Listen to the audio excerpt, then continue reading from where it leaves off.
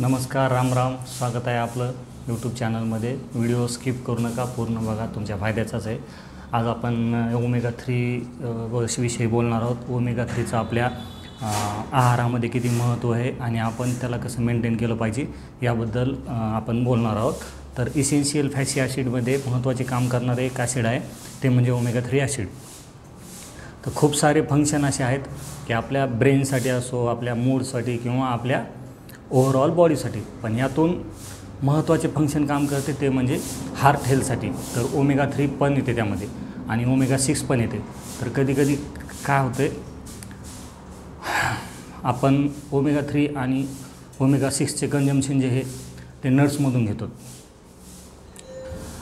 आणि नट्स जे आहेत ना, तर ते हेल्दी सोर्समध्ये आहेत. लहान मुलांना जर द्यायचं झालं आपण तर लाडूच्या स्वरूपात देतो किंवा केकवर मिक्स करून त्याच्यावर टाकून देत असतो. तर मग असं केलं तर ते अनहेल्दी सोर्समध्ये जात असते आणि त्यामुळं त्याच्यातून जे 100% जे भेटायला पाहिजे तर ते भेटत नाही, हेल्दी सोर्समध्ये भेटत नाही. तर मग ते जाते अनहेल्दी सोर्समध्ये. मग आता हेल्दी सोर्समध्ये जर घ्यायचं झालं तर ते प्लेन नट्सद्वारेच मिळतं आहे आपल्याला. मग हेल्दी सोर्समध्ये पण खूप कॅलरी असतात, त्यामुळं आपल्या बॉडीला जेवढे आवश्यक आहे तेवढे आपण देऊ शकत नाहीत. मग त्यासाठी आपल्याला आपल्याकडे एक न्यूट्रिशन आहे हर्बल लाईफलाईन. तर हर्बल लाईफलाईनमध्ये ओमेगा 3 आहे. यामध्ये इझिली ऑब्झर्वेबल लिपिड्स आहेत, जे की मराईन लिपिड्समधून आलेले आहेत आणि ते फिशमधून एक्स्ट्रॅक्ट केलेले आहेत. तर ओमेगा 3चे 2 प्रकार आहेत, एक EPA आणि एक DHA. EPA म्हणजे इकासोपेंटेनाइक ॲसिड आणि DHA म्हणजे काय, डेकासोएक्सोनाइक ॲसिड. आपल्याला ओमेगा 3 हे जर घ्यायचं झालं तर फिशमधून, नट्समधून चांगलं भेटते, पण त्यापेक्षाही जास्त हर्बल लाईफलाईन टॅब्लेटमधून मिळते. ओमेगा 3चे खूप सारे हेल्पफुल बेनिफिट्स आहेत. त्यामधून महत्त्वाचा जो आहे तो म्हणजे हार्ट हेल्थसाठी. हार्टला आपण कसे मेंटेन करतो तर ट्रायग्लिसराईड लेवल जे आहे ना, तर हे ट्रायग्लिसराईड लेवल काय असते, तर जसे की शुगर आहे, जे काही आपण कार्बोहायड्रेट खातो, जे काही आपण जेवतो, डायजेशन झाल्यानंतर आपल्या बॉडीमध्ये शुगर, ग्लुकोज बनून ब्लडमध्ये जाते आणि आपण शुगर लेवल, त्याला आपण ब्लड शुगर लेवल म्हणतो.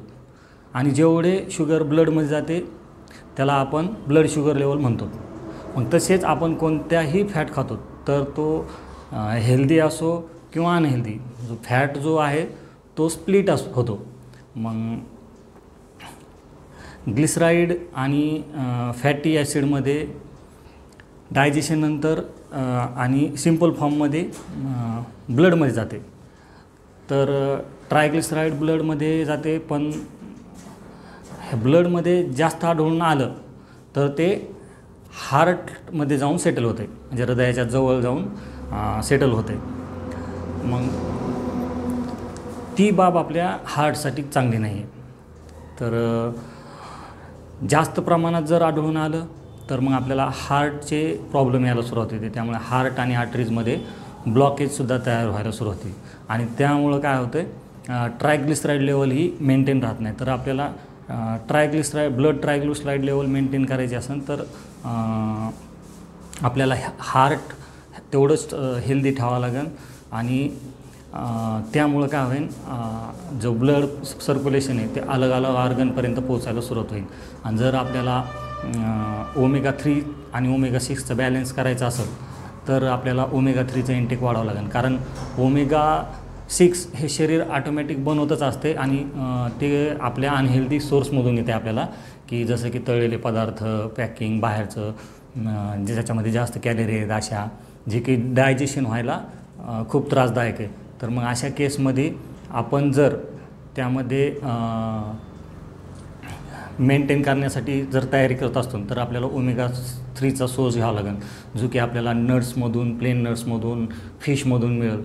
आणि त्यापेक्षाही चांगल्या ग्रोथचं पाहिजे असेल तर आपल्याला ओमेगा 3चं हर्बल लाईफलाईन ओमेगा 3 वापरावं लागेल, जेणेकरून आपली हार्ट हेल्थ मजबूत राहील. आता ओमेगा 3चे फायदे असे आहेत की आपली स्किन चमकदार व्हायला सुरुवात होते. आपल्या बारीक बारीक ज्या नसा दबलेल्या असतात तर ते ब्लॉकेज निघायला सुरुवात होती. कोणाचे सांधे दुखत असतील त्याच्यासाठी पण खूप फायद्याचे आहे. तर तुम्ही नक्कीच त्याला ट्राय करून बघू शकता.